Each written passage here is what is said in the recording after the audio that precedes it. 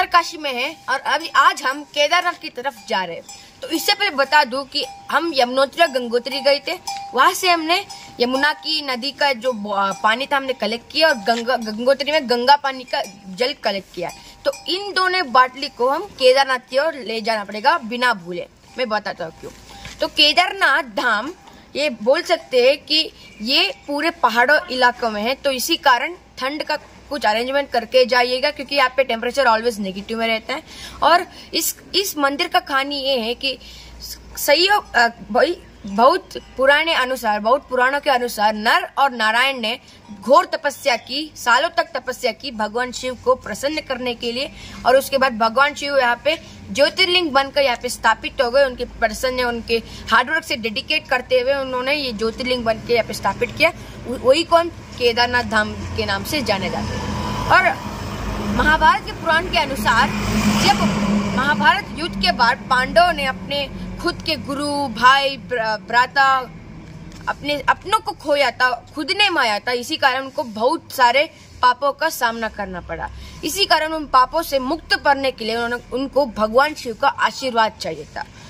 इसीलिए वो पंच पांडव पूरी दुनिया घूमे, भगवान शिव कहाँ मिलेगा। उन्होंने काशी गए, उन्होंने सारे ज्योतिर्लिंग घूमे, लेकिन उनको भगवान शिव कहीं नहीं दिखा क्योंकि भगवान शिव भी उनको मिलने नहीं चाहिए था। भगवान शिव भी उनसे मिलना चाहिए था, वो छुप रहे थे पांडव से। फाइनली वो घूम घूम कर पांडव ने पर्वत तक पहुंच गए भगवान शिव को ढूंढने के लिए। वहां पे भगवान शिव ने पांडव को देखा और भैंस के रूप पे तब्दील होकर उन्होंने भैंस के जो ग्रुप होते उसमें छुप गए। तभी भीम और पांडव ने देखा कि वहां पे एक भैंस का ग्रुप जा रहा है। तभी भीम ने अपना विशाल रूप धारण कर दोनों पहाड़ के ऊपर अपने एक लेग लगा दिया और भैंसों को अपने नीचे से जाने दिया। लेकिन भगवान शिव जो भैंस के रूप में थे वो नहीं जा पाए क्योंकि वो भगवान थे। किसी के पैर के अंदर नहीं जा सकते थे ना, वो भगवान थे। इसी कारण वो नहीं गए।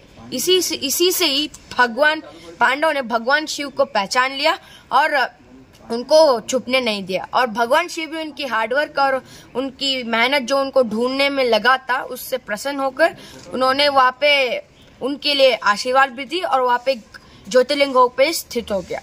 ये इसी को ही पांडव ने एक मंदिर में तब्दील किया जिसको हम केदारनाथ भी बोल सकते हैं। और उसके बाद आदि शंकराचार्य ने इसको 8th सेंचुरी में इसे रिनोवेट करके एक बड़ा सा मंदिर बना दिया जिसको हम केदारनाथ धाम भी बोल सकते हैं। महाभारत पुराण के अनुसार है। और एक और अनुसार है महाभारत के पुराण में कि ये भी बोला जा सकता है कि जब पांडवों ने माउंटेन्स की ओर गए, वहां पे उन्होंने भैंस को फेस किया, भैंस ने उनके ऊपर अटैक किया, तब वो भैंस बर्फ में फंस गया। इसी कारण भीम ने उसकी पूंछ पकड़कर उसे खींची। उसकी दबाव से भैंस की जो सिर था वो धड़ से लगाकर नीचे गिर गया और उस शिवलिंग के ऊपर तब्दील हो गया।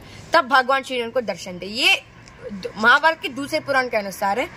और इसी प्रकार से वो भैंस का सिर शिवलिंग की तरफ तब्दील किया। इसी कारण केदारनाथ पे जो शिवलिंग है वो ठीक से लिंग नहीं है, वो कुछ भैंस की फेस जैसा। इसी कारण वो बोला जा सकता है ये पुराण लिंक करता है।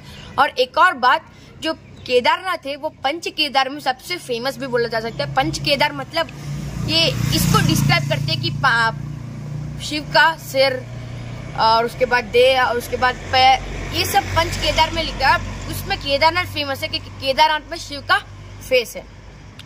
और इसी कारण भगवान शिव के आसपास पांडवों का भी स्टैचूज रखा होगा क्योंकि उनको हार्डवर्क को डेडिकेट करने के लिए केदारनाथ में शिवलिंग के आसपास पंच पांडवों का मूर्ति भी है। तो आप ऑब्जर्व कीजिएगा, यही कहानी है जो उनके हार्डवर्क को डेडिकेट करते हैं। इसी कारण वहाँ पे उनका भी स्टैचू बना गया है। और अभी जो हम जल लेके गए गंगोत्री में गंगा जल और यमुनोत्री में यमुना जल, यहाँ पे हमें अभिषेक करना होगा क्योंकि इसके बाद ही हमें मोक्ष प्राप्त होगा, ऐसा ऑर्डर वाइज है।